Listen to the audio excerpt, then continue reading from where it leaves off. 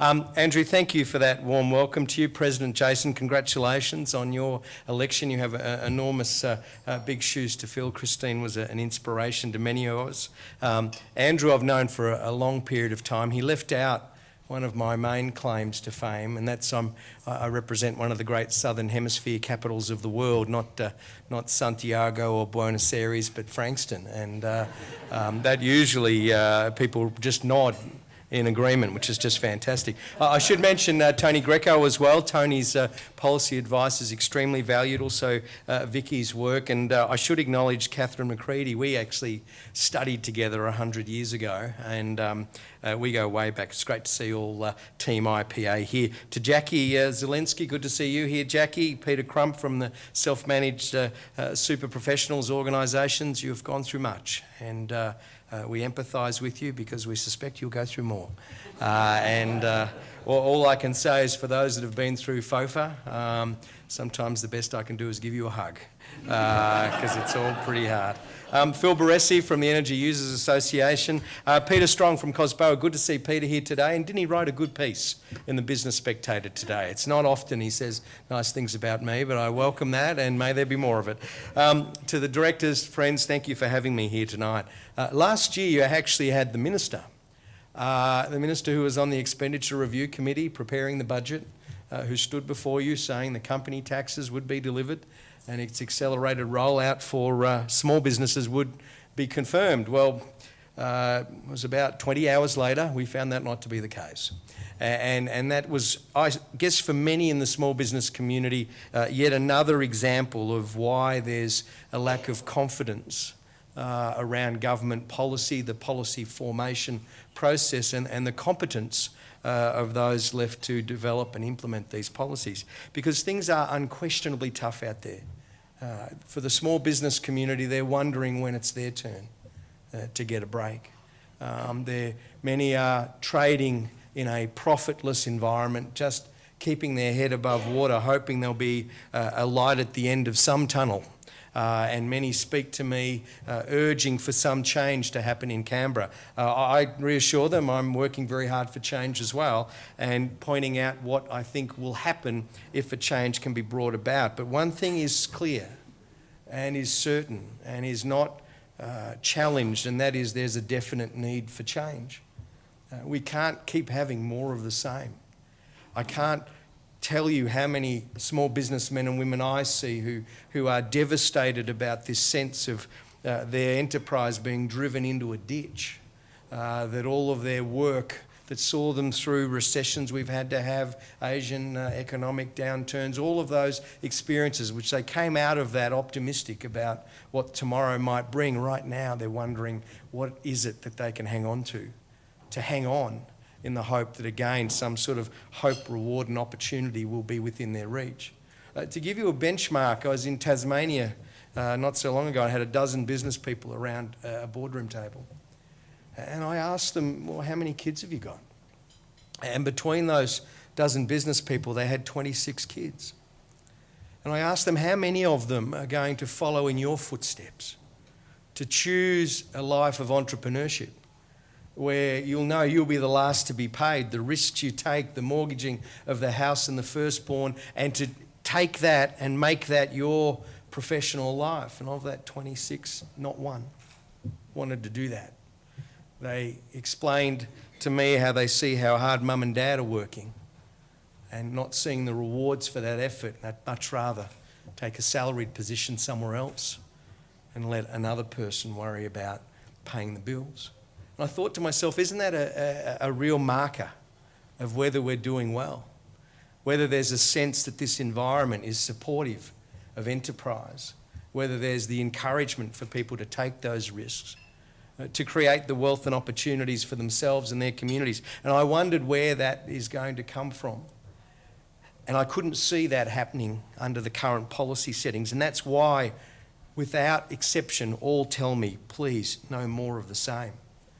A heightened cost consciousness amongst customers, meaning increased cost pressures can't be passed on, margins are squeezed. a deferral of discretionary expenditure, a postponement of things that they just don't need to do right now, and many coping with the flatlining of revenues. All of this at a time when costs are coming up at them. And you're starting to see in households across Australia a reaction from regular folks looking at what's going on and wondering what they can do about it. I'm sure you would have seen a gripping piece of material around the ING Direct Financial Wellbeing Index, finding Australian households now have $5,000 more in their savings accounts than they did 2 years ago. That those paying off mortgages are now some $160 billion ahead on their scheduled repayments, squirreling away $30 billion since the start of the GFC. I mean, those economists in the room would know that's cocooning. That's the sense of building up an economic buffer against uncertain times. But that's an awful lot of precautionary allocation of scarce resources to try and buttress against the unexpected, the uncertain, and in some cases, for many, the unwelcome of a loss of job or some diminishment of their financial security. To give you a sense, in 2008, there was an 11% mortgage buffer on our $1.14 trillion housing loan book. Today, that's up to 14%. And you're seeing households starting to do what I think the government needs to do, and that's to be more frugal and thoughtful about their own positioning, to be prepared for whatever uncertainties might be ahead. Now, this is coming through in a number of ways. You would have seen the Westpac survey pointing to a continuation of what are thought to be unsupportive economic conditions. The National Australia Bank Small Business Conditions Survey looking at confidence, trading environment, cash flows, profitability, capacity to employ, all in negative territory. All in fact have been in negative territory for at least the last 12 months. And when all this comes together, a figure that's not well appreciated is over the 5 years of this government, 243,000 jobs have been lost in small business. Nearly 250,000 jobs that the small business sector of the economy provided 5 years ago are now no longer there. Now, you don't read about that. That's not the tragedy that 100 GMH workers are facing because of layoffs in Melbourne at their design and engineering facility. That attracts the media attention because it's consolidated. It's very visceral. It's very much tangible. But here we're talking about small business men and women sprinkled across our continent having to let go of one or two people, where their business at this time of record insolvencies means a period of great personal failure. Well, I know I've been there, not as an insolvent person, but as someone who sold a family business after years of toil, after promising ourselves it will get better, knowing the landlord will be there for the $4,667 a month. Isn't it strange? I can remember that number to this day. And it was a number of years ago now. Realising when my wife and I were in the storeroom at the back on the weekend having a hot dog, whispering sweet nothings to each other, wondering where the customers were going to be, that we were living the dream. So I don't stand before you as the world's greatest small business person, but someone weathered by that challenge, but inspired by the optimism that has so many Australians make a go of it in that way. You see that decline in employment. 51.3% of every private sector job in 2007 was in a small business. Now, with population growth, the trends in the economy, and that loss in aggregate number of jobs, that's now down to 45.7. There's 10,000 fewer employing small businesses. This was raised with the new minister. Anyone know who the new minister is? Not surprised. A lot of fanfare. At last, a mining executive looking after the resources portfolio, and it got lots of media coverage. That same minister's the small business minister.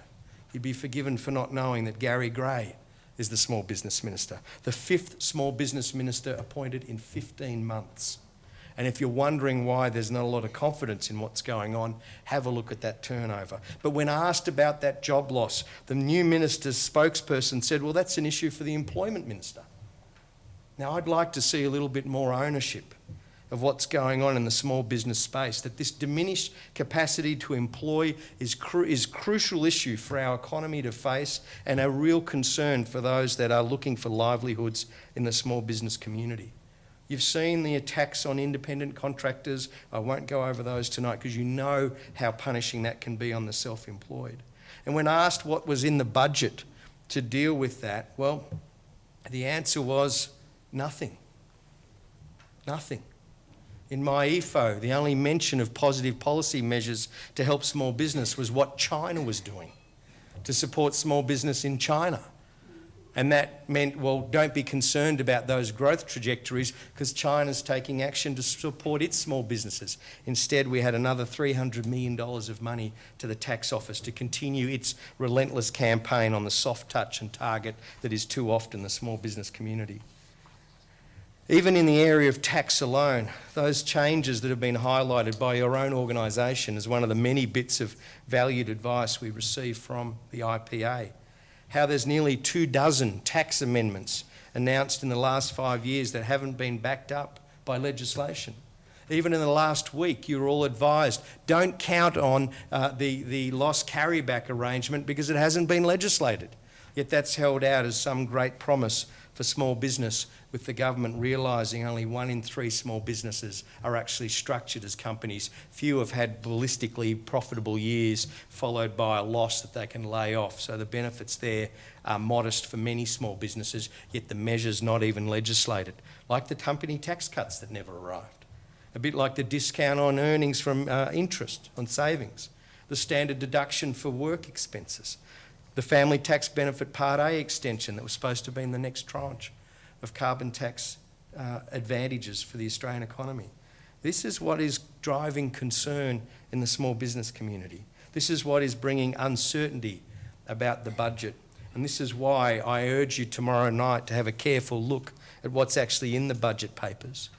I'd put to you budget forecasting has gone from an art of some precision to a political tool attracting much derision. This is what we're seeing in the economy at the moment. After hundreds of promises about a guaranteed surplus in 2012-2013, now we believe the budget deficit will be around 18 billion. That conservatively brings an accumulated deficit over the last 5 budgets to $180 billion. This year's revenues are up $70 billion on the last year of the Howard government, but spending is up $100 billion since 2007 in that short window of time. This year's revenues alone are up 7.6%, or 25 billion. And I meet many small businesses who just think revenue growth of 7.6% was absolutely peachy. They think that was great. But this is what the government's got. Its problem is spending, not revenue. And in explanations we get about the no-show of the failure is no option surplus, we've heard about revenue write-downs. Yet I've just shown you that revenue is actually up this year, and in fact up 35% over the last 5 years compared to inflation at around 14. Last fortnight it was revenue write-downs. It was 7.5 billion 2 weeks ago. Then the write-down was 10 billion a week ago, and in recent days it's 17 billion. Boy, a lot can happen in a fortnight in Canberra, can't it? You just wonder what's going on. And when asked about why these write-downs are there, they said, it's the currency. Now, for any of you that have problems sleeping, have a look at the budget papers. You'll find in 2011-12 that the A dollar was forecast at 107 cents, US cents. And in fact, the dollar was less robust in that year, yet we still had a $44 billion deficit. This year, the budget forecast the dollar to be at 103 cents, which is, as you'd know from today and more recently, that's not been broken for much time at all this year, but yet that's been held out as the reason. Terms of trade were held up. You've heard about terms of trade. It's probably the only figure in the budget that is bang on. The terms of trade are precisely where the budget forecasts them, yet the outcome looks dramatically different. And for those of you that plan and think about the future, imagine what else might come. There's unlegislated savings that have come through the budget this year, MyEFO, the superannuation changes, Gonski, NDIS and the carbon tax reversals. Those unlegislated savings are now around $28 billion for this financial year. And people wonder what the books will actually look like when they're settled for 2012-13. In the area of carbon tax revenue, look to the future. In the year 2015-16, the budget assumes a carbon tax at $29 a tonne. Yet all the modelling is pointing to it being around $9. that gap represents a shortfall, even if it was at 15, of nearly $4.5 billion. If the carbon tax is, the emissions cost at around $9 a tonne, that represents a $6.4 billion shortfall on 2015-16 forecast, yet that's supposed to be the new surplus year. You go it even further, the NDIS, the 0.5% Medicare levy raises but a fraction of the estimated costs. In fact, it's about $4 billion of 10.5, and a large chunk of that actually goes to the states. On Gonski, there's about 2.85 billion that are off. We're also building subs, and I could go on, but I won't. What I'm suggesting to you is this budget is important for our future, yet its foundations are either fiction or fickle. We need to work out what the trajectory is to get our country back living within its means at this time of much good fortune. If we can't pay our bills now, when do we start? If we're not in a position to at least fund our commitments, why are we transferring that obligation onto future generations? And just where will that money come from? We think part of that strategy, which we've outlined in this publication, is to get small business back into business, to grow the economy, to see that prosperity and opportunity that was in reach just a few years ago can be restored and available for our small businessmen and women. We think we can do that a couple of ways. Get rid of the carbon tax. It's not reducing our emissions. It's not on the forecast that was there. We are the only country in the world applying this reverse tariff to our economy. And people wonder why we're losing export opportunities and import pressure is rising in the economy. There's no direct compensation for small business. None of the carve-outs and compensation, none of the hush money helped small business. They were simply told to pass the costs on, and you, of all people, know how difficult that is in the current climate. In the area of regulation, we've had 21,000 new or amended regulations over 5 years, and at last count, 111 have been repealed. We believe there's $1 billion of compliance costs we can take out of the economy. I've identified some of those opportunities. Ending the need for small business to be the pay clerk for the government's paid parental leave scheme. Look at having the ATO distribute superannuation contributions paid as part of your PAYG. And as Andrew touched on, if we want to be globally competitive, why don't we use IFRS for SMEs rather than a different reporting requirement when we boast about our international compatibility for listed companies?